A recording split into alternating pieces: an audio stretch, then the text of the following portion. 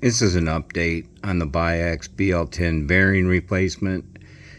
It was pretty simple to do. Nothing to be worried about. Nothing to be. Everybody's always said, nah, don't ever touch that castle nut, you know. So if I was taking this apart, I would take the castle nut off right here. There's a little roll pin.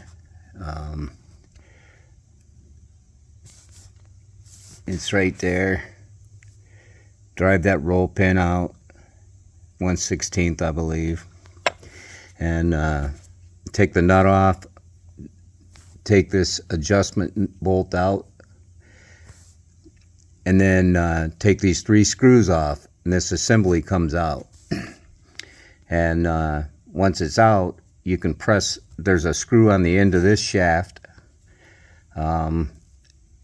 It needs to come off. There's that brass or the steel nut assembly that I showed you in the previous video. That slides right out.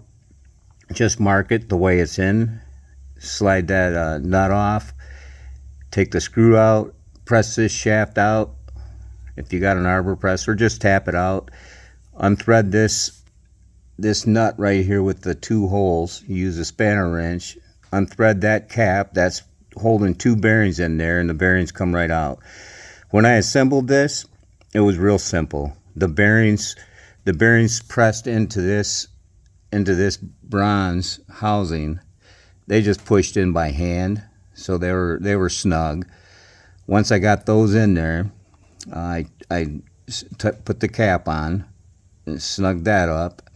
And then I made sure that this cap with the 3 screws in it was on, and I pressed this. What I did is I set this piece down on my arbor press, this here down on my arbor press, and I put a 1, 2, 3 block across that bronze piece, and I just pushed that in. In fact, I did it twice because there's a little bushing that goes on the end right in here, and I forgot that bushing, so I pushed that back out. It's real simple. And then once you put it back together, you just put that nut assembly back in the way you took it out. It slides right in.